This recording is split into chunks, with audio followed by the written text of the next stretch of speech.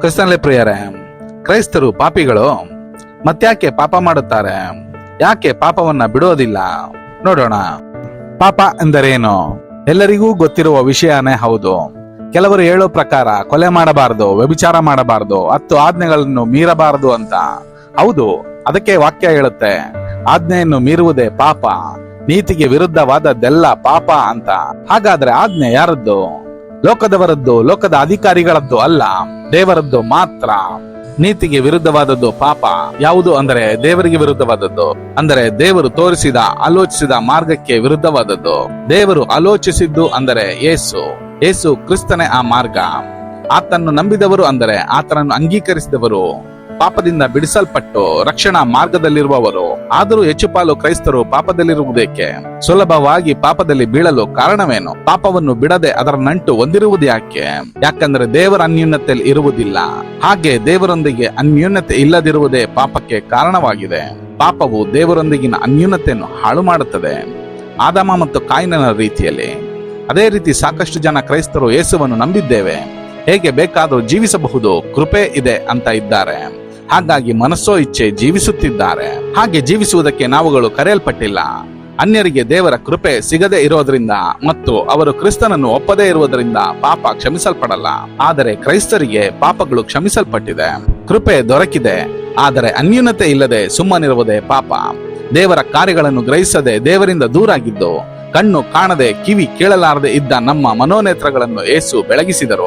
ಆದರೆ ಈಗ ನಮ್ಮ ಕಣ್ಣುಗಳು ಕ್ರಿಸ್ತನನ್ನು ಕಾಣದೇ ಇದ್ದರೆ, ಕಿವಿ ಆತನ ಧ್ವನಿ ಗ್ರಹಿಸದೇ ಇದ್ದರೆ ಅದೇ ಪಾಪದ ಮುಂದುವರಿಕೆಯಾಗಿರುತ್ತದೆ, ಪಾಪದಲ್ಲಿರುವ ಸಂಕೇತವಾಗಿರುತ್ತದೆ. ನಮ್ಮ ಪಾಪಗಳು ತಿರುಗಿ ಆತನನ್ನು ಶಿಲುಬೆಗೆ ಜಡಿದ ಹಾಗೇನೆ ಅಲ್ಲವೇ?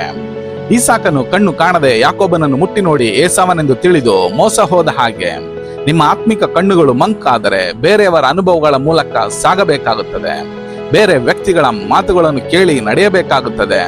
ಸತ್ಯವೇದ ವಾಕ್ಯ ನಿಮಗೆ ಕತ್ತಲಾಗಿರುತ್ತದೆ. ಆಗ ವಂಚಿಸುವ ಆತ್ಮಗಳ ನುಡಿಗಳಿಂದ ವಂಚಿತರಾಗುತ್ತೀರಾ ಅಷ್ಟೇ. ಈಗಂತೂ ಇರುವ ನುಡಿಗಳಲ್ಲಿ ಹೆಚ್ಚು ಪಾಲು ವಂಚಿಸುವ ಆತ್ಮನಿಂದಲೇ ಪ್ರೇರಿತ. ಎಚ್ಚರ!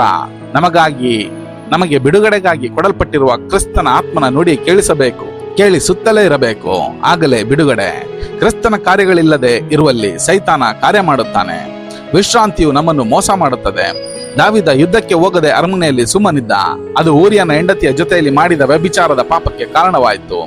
ಯುದ್ಧ ವೀರನು ಯುದ್ಧಕ್ಕೆ ಹೋಗಬೇಕೇ ವಿನಃ ವಿಶ್ರಾಂತಿಯಲ್ಲಿರಬಾರದು. ಕ್ರೈಸ್ತನು ಕೆಟ್ಟತನದ ವಿರುದ್ಧ ಹೋರಾಡುತ್ತಾ ಜಯಿಸುತ್ತಿರಬೇಕೇ ವಿನಃ ಆಯುಧದ ಘನತೆ ಅರಿಯದೆ ಶತ್ರುವಿಗೆ ಶರಣಾಗಿ ಶತ್ರು ವಶವಾಗಬಾರದು. ಪ್ರಾರ್ಥನೆ ಮಾಡದೆ ಸುಮ್ಮನಿರುವುದು ಪಾಪ.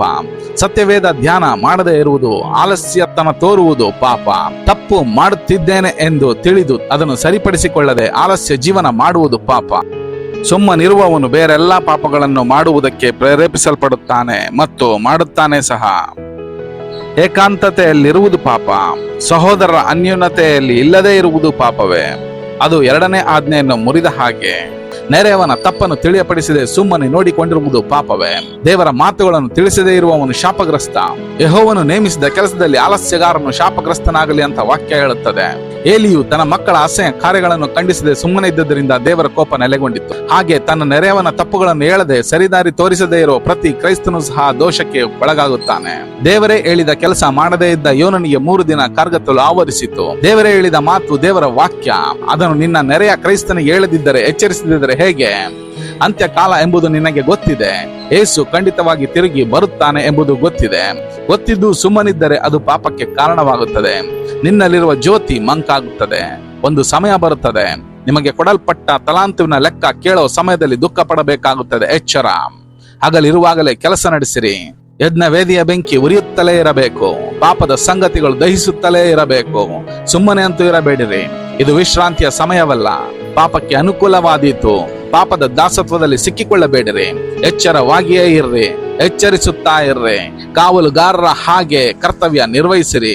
ದೇವರ ನಾಮಕ್ಕೆ ಸ್ತೋತ್ರವಾಗಲಿ.